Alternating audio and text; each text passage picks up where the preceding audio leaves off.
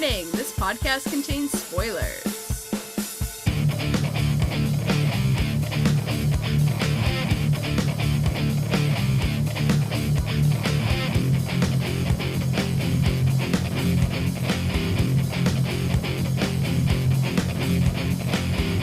Hello everyone, and welcome to the TV podcast for Legion Season 2, Episode 3, Chapter 11. I'm your host, Cleo. With me, I have Jake. Hi. Hello. Oh, this was a jam-packed episode. And I mean, not like a lot of action, but like a lot of stuff and a lot of information that seems... Substance. Very important. A lot of substance, exactly. And that's good, you know, and it's no empty carbs, whatever. It's not fries. Well, okay, this time it started off with the narrator, which made... a nice science lesson. Yeah. It made it feel like they're putting the narrator more in the forefront, and they're making him a little more important.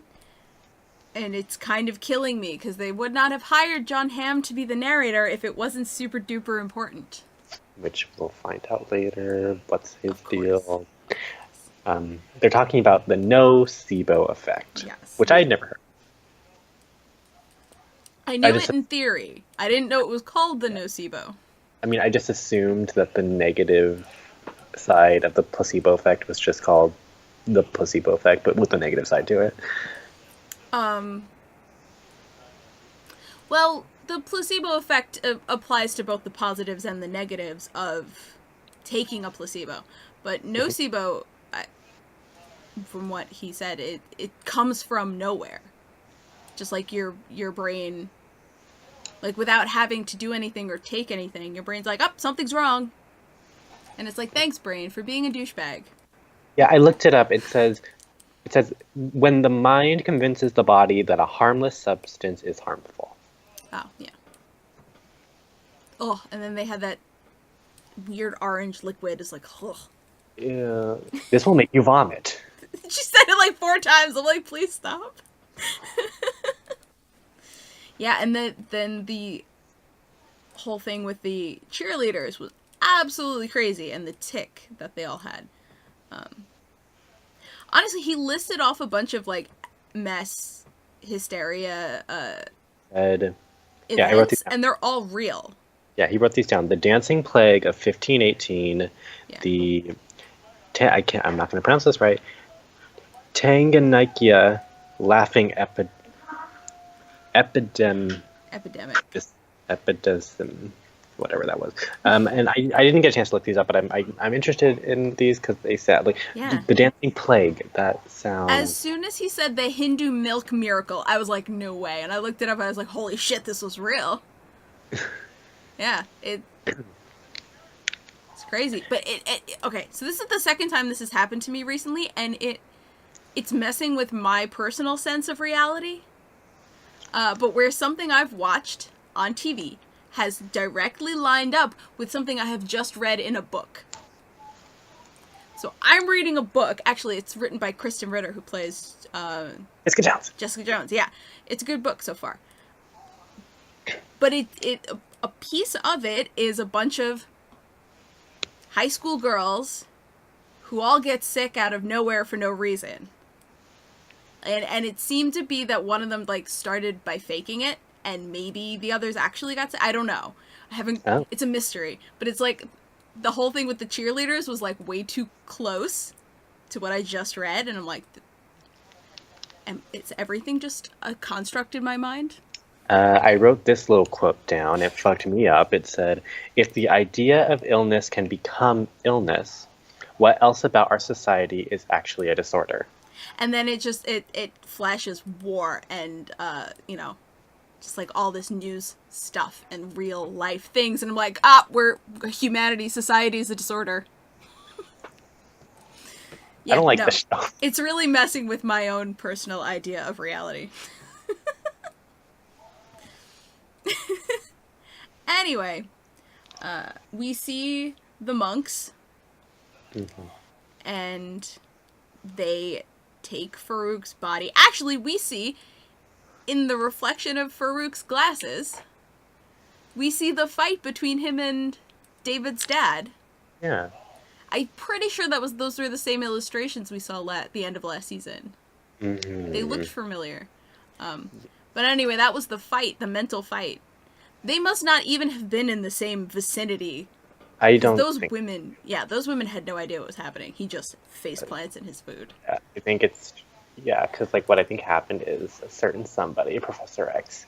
I want to see like the because this show does this thing where like they show you physical representations of like how the mind works. So I want to see like because they make allusions to this supposed battle that happened. So I want to see like David's dad, possibly may or may not be Professor Xavier, um, in like some kind of like Power Ranger style kaiju fight in the city, and the city's made up of cardboard boxes and miniature trees, Yeah, but it's all in the head. of course. But that was super interesting. And they put him in a coffin that is white and round and oval shaped. And I didn't think too much of it until my dad said, "Hey, that looks like an egg." Really? We've seen eggs a few times so far in these first 3 episodes. Damn eggs and the eggs in the basket, and putting all your eggs in a basket in the basket case. And Basket out of case in that the bubble. egg comes a really slimy thing that went into what's his name's ear. Which is super gross. I can't do. See, this show does a lot of things that make me uncomfortable. It bothers me with the whole clicking of the teeth. I don't like that sound, and then things in the ear. I can't. Yeah, I think I was eating food at the time, and I was just like, oh no, why? No, like this show, like just this show makes me physically uncomfortable. And if that's your job, then if you're doing your job, if that's what you were trying to do, if you're not trying to do it, well, then fuck you still. I If feel you are, like that's definitely intentional. I can't do with things like 'cause I can deal with headphones in my ear, but like things like in the ear canal, I cannot do. I cannot do that. I can feel it, and like the whole thing with last season with your tube in your dick. I can't. Oh god. Yes, but the egg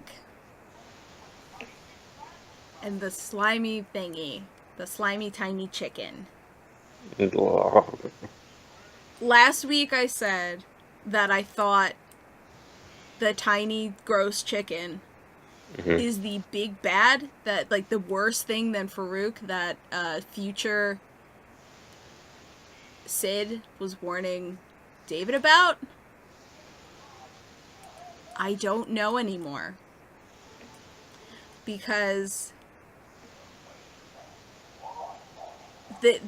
just the symbolism of the egg is too strong for me to ignore, and the fact that Farouk's body was put into this egg-shaped coffin makes me think that he is somehow connected to this tiny gross chicken. All these chicken, yeah, all this chicken imagery is just making me think of Jimmy Neutron, the movie, and how the aliens were sacrificing the parents to that giant chicken monster. Oh my god, I forgot about So that. I'm thinking, I kind of low key want the end of the season to end with the giant chicken monster, and that's what we have to defeat at the end of this thing. I would be totally okay with it. And it sort of lines up because the children are immune to the teeth chattering. Mm. Make it happen. Let's talk about. Can we talk about Carrie and Carrie? Let's talk about Carrie and Carrie. Learning how to. Because she has to learn how to be a person on her own.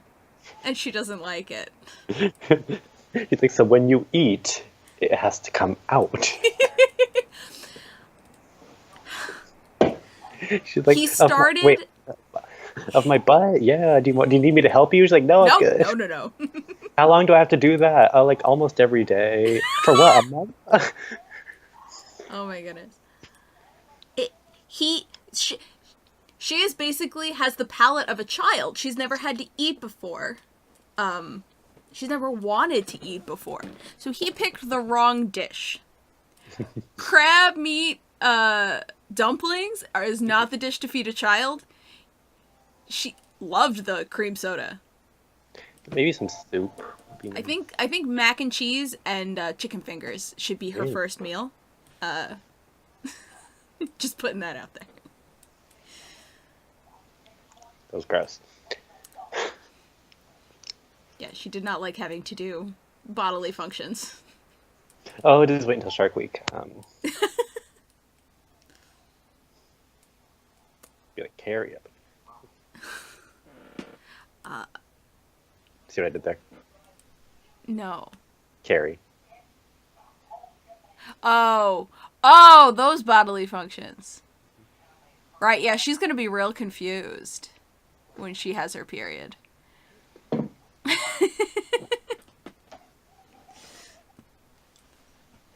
Anyway. Let's talk about this teeth chattering. It bothers me. I don't like. Yeah, so one of the teeth chattering people, which we find out is actually the monk, escapes. And so David goes to talk to Farouk, and Farouk says they think that I'm making everybody teeth chatter, but it's the monk. I don't know if I quite believe that, because you know what I think? The Butter King is full of shit. Well, I think it's the chicken. Mm-hmm. And then... But I'm not sure anymore, because I went through this episode and I had like this theory, but then I kept changing that theory. Like, I don't know what I think now anymore. I don't know. But I was right from last week, because I said it wasn't Farouk. I said it was a red herring. Yeah, I mean, I think because we're used to the Butter King just fucking everything up. We're just going to assume automatically that everything is him. But there's other evil things out there. I think it'd be interesting if this monk was the cause of all that. Because I think we need a third. There's a formula in shows, but of course the show is not one to do formulas. But there's always the initial evil, the heroes, and then there's another entity that comes in that the heroes and the initial evil have to team up against the one thing. And I think it'd be interesting if this monk was the third thing.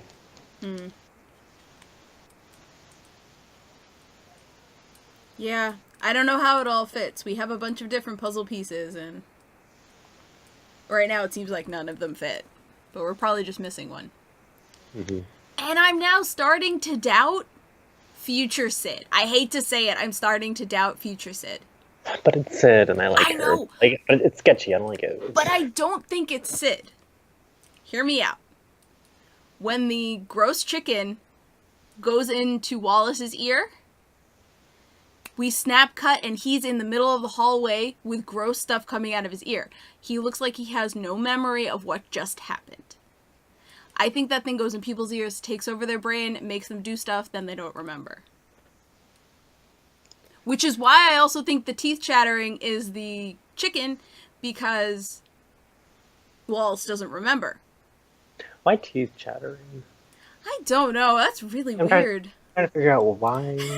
Just like, why? Why are they doing that? Like, of all things? I don't know. It's so weird. Maybe there will be a reason, or maybe there won't be. This is Legion. We got Lenny. She is going crazy. Is she going? Crazier. This is unsettling. Yeah. And Farouk is just ignoring her. Mm-hmm. Which is really sad, because she's losing it.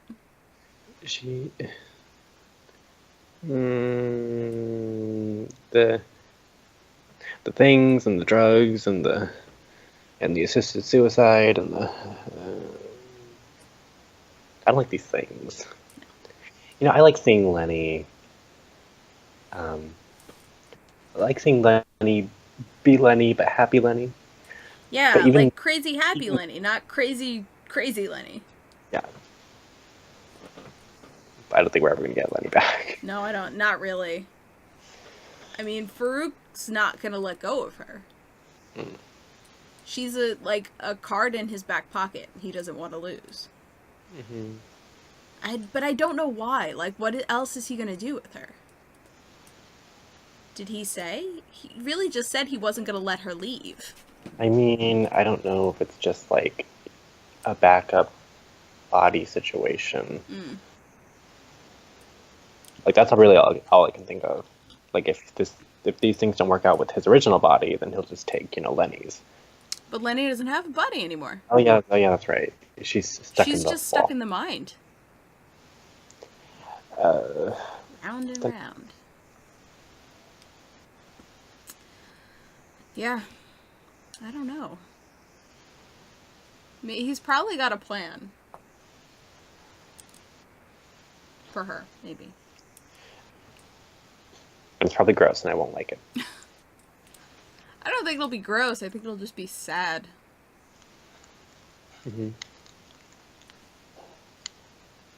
I don't like when the show gets me all emotional. I mean, I like it, but it's good at it. We get a little conversation with David and the Butter King and David's dad, and talking about his dad doing shady shit. Which, if this dad is who we are to believe, then yeah, your dad does do shady shit. Yeah. Xavier's. I mean, you hadn't. But can we list off the times? Because Professor Xavier, I've noticed like people think of the X-Men. They're like, oh yeah, Professor Xavier, he's a mentor and he's great and he's all knowing, whatever. And he's done some stupid ass shady fucking shit. Yeah. He sent the X-Men, the original X-Men, on a death mission, and then he recruited a bunch of other mutants to go and get them. And like 3 of those teams that he tried to recruit were killed until he finally got the right one. Then trapping the poor alien lady in the danger room and forcing it to train the X-Men, and then the alien lady was fed up with his shit and then created a robot body with big old boobs and she started killing everybody. Did you not know about this? I knew. I completely forgot though until you just said it. I was like, oh yeah, that's right. And that one was weird. Yeah, the X-Men were like, did you trap the alien big boob lady in the danger room? He's like, no. Yes. Oh man. Yeah, no, I mean like any mentor character, any good mentor character, that shit happens. I mean, Dumbledore I think is the prime example. Doing all this shady shit. It happens. I hope maybe not in this season, maybe in a future season we do get to see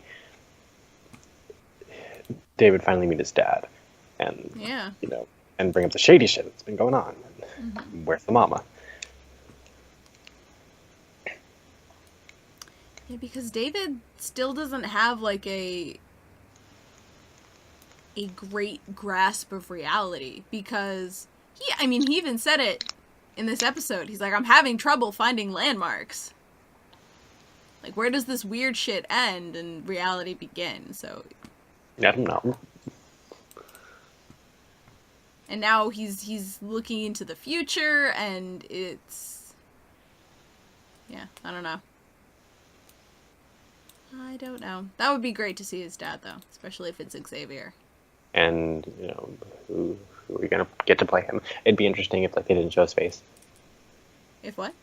If Professor Xavier were to come onto the show and they didn't show his face. To avoid getting whatever actor you want to play him. I don't know. I think it would be funny to get one of the actual Xaviers. I don't know if we can do that, though. Maybe. Come on. Wait, you don't think Fox has Fox FX is going through some things right now. You don't think FX has Picard money? The fuck is his name? Which Professor X are we talking about? The older one. Patrick Stewart. Patrick Stewart. I called him Jean-Luc Picard because Star Trek. Yes. You don't think they have Patrick Stewart money? Well, he's getting kind of crusty. Oh. I love Patrick Stewart. I do too. Where were we?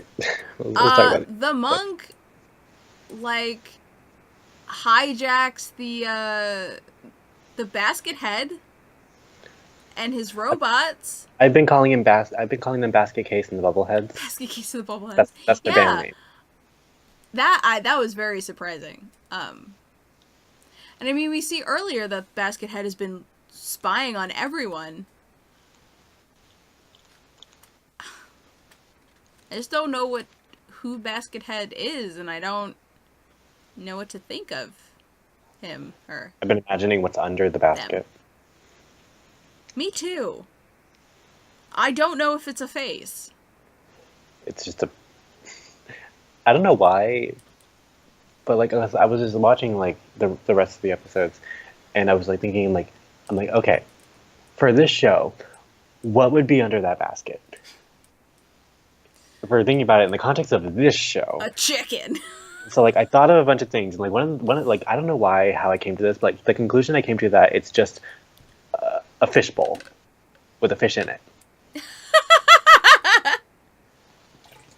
um, you know what? I like it. Or a chicken. I would love if it was a chicken. A lot of chicken And the talk. chicken is in the basket, and it laid eggs in the basket, and they put all their eggs in one basket, and then it dropped, and then it broke. It's a metaphor, you guys. Oh, it's perfect. And then there's a cow. Yes, the cow. What is up with the cow? I don't. The cow appears and disappears, and it's for some reason got dirt on its back, and there's dirt around it when it appears. The cow dead, and then it was buried. See, here's the thing with this show. The I always cow try was to wait. The cow was buried. When was this? no. See, like I was trying to figure out like why did it have dirt on its back? I'm like, was the cow buried because it died and then it reincarnated? Because there's this whole thing in India where cows are like worshipped as gods, so they don't kill the cows, and like there's the whole thing like if your relative dies, they will be reincarnated as a cow. I don't know. Like whenever like things happen in the show, I try to find a meaning of it, and I research things that probably doesn't have anything to do with what they were trying to go for. And yeah, see, it's not just David because everyone saw the cow. Carrie even told the cow not to touch any of his stuff.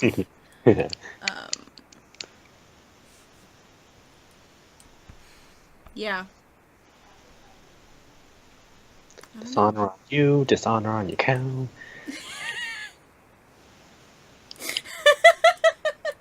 I love that part in Mulan. When he just will not call the horse a horse. He just calls it a cow. Down, Bessie. Yeah. What, you're not lucky? And what are you, a sheep? I gotta watch that movie again. That movie's a great movie. It's so good. I really liked the mazes, the individual mazes everyone had in their minds. That was pretty cool. No, I love me a good maze, not a good life-size maze, because then I get freaked out. Yeah. I like the concept of a maze. And all the metaphors. Oh yeah. And then let's see, we got nice little garden. Yeah, Garden. for Wallace. And he he lived in the moment, he thought of nothing, remembered nothing. He said hello to them a million times. Got a snazzy ass A sharp flower suit. suit. Yeah, flower suit. I loved that. I like how later on David was like, you were wearing a sharp suit. And just the look on Wallace's face when he woke up and he said, I don't remember. And then he realized he didn't remember something and he was so happy. That is saying something, though. Yeah.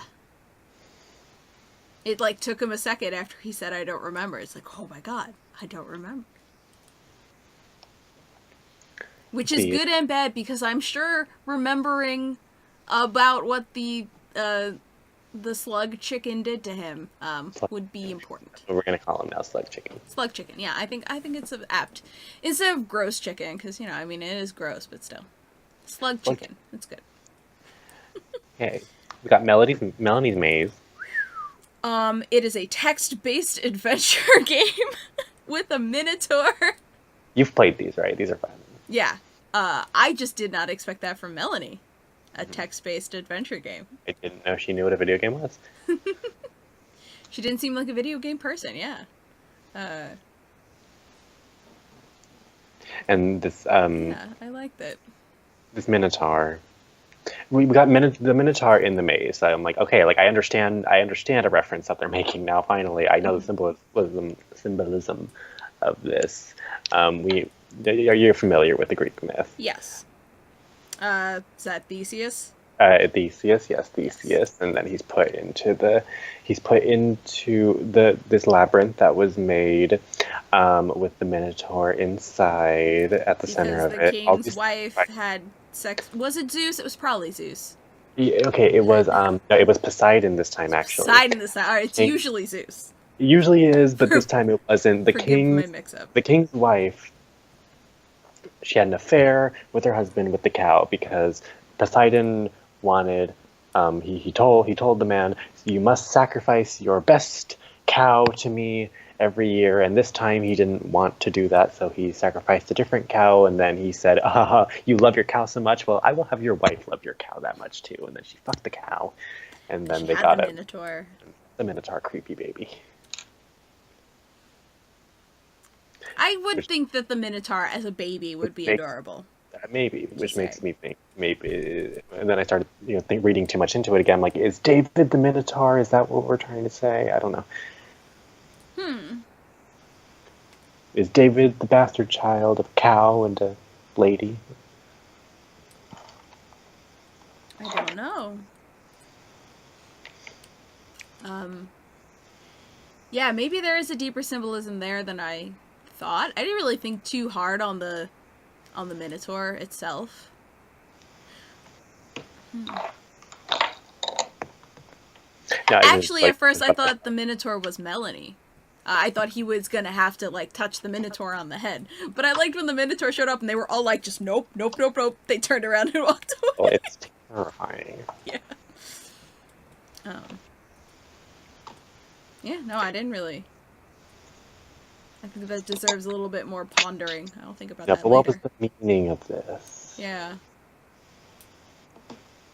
And, I mean, the thing that got her attention was, obviously, David reiterating the story she told him last episode about Oliver and how she kind of just blindly followed his dream without thinking of herself. Girl. And that's why she does all the drugs now. See, this is what happens when you put other people before yourself, because that's nice. Self-care, girl. Sometimes you gotta take care of yourself. Treat yourself, girl. Treat yourself. Exactly. Okay, but we get her out of there. It's all good. Stop the drugs. Should I hug you now? No. I love that. It's like, no, please don't. I love when David or anyone in the show in general just they don't understand people. Yeah. And I mean, really, this is a group of misfits. Nobody really does social interaction all that well. Well, most of these people have either been in a mental institution or just have been cut off from the entire world. Yeah. Yeah. So it's very funny when those kinds of moments happen. I want to talk about this disturbing revelation we had with the monks. So the monks had Farouk's body. It's underneath the temple, whatever. And the monks go fucking crazy. Yeah. And kill themselves. Which makes me think, what did this body do to them? Yeah. Well, that's the question. Because what can this body do? Because right now, while that was happening, Farouk's mind was in David. So his body was acting on his own. And it was jumping around in the basement. So what the fuck was his body doing without his mind? Like, I don't have a fear of death per se, but I have a very strong fear of rigor mortis. So just the thought of dead bodies in general, yes. and the stiffening, I don't like it. Yeah, nah, and those monks were just. Then I'm especially afraid. I'm especially afraid of rigor mortis, and then it not being rigor mortis, and then they're jumping up. I don't like it. Yeah, no, it was definitely from seeing the monks how they were when Farouk's body first came to seeing how they were right before that one monk left was insane, because they were literally hanging from the balconies, and then others were just standing around teeth chattering. And I mean, that's what makes me think it wasn't this monk. I think that this monk was just immune to the teeth chatter. Okay. But he also still might be the carrier. Like, because they called him Typhoid Mary. Typhoid Mary, oh my god. Typhoid Mary. So maybe he carried the egg unknowingly out of the monastery. Maybe. And I wonder if Farouk even knows his body can do things without him. If his body is actually doing that. Fucking Butter King, you know what you're doing. Ugh. Then we got a scene from The Exorcist. Scene from The Exorcist. So I was thinking, like, you know, the spider walk and the crawling up the things. I don't like things that crawl. Oh, yeah. And I also see this is the thing, more uncomfortable things. I don't like things that crawl. Like, I can't even, like, I don't even, like, I can't be in the room with a baby when it's learning. I'm like, no, I can't. You never know when that baby's head's just gonna go 360.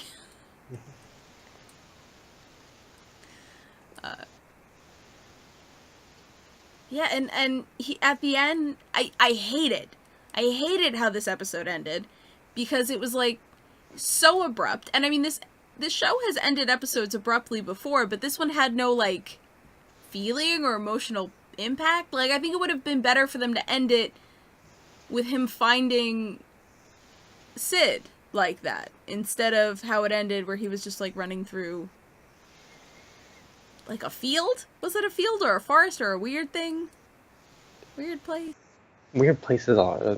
In her mind to free her.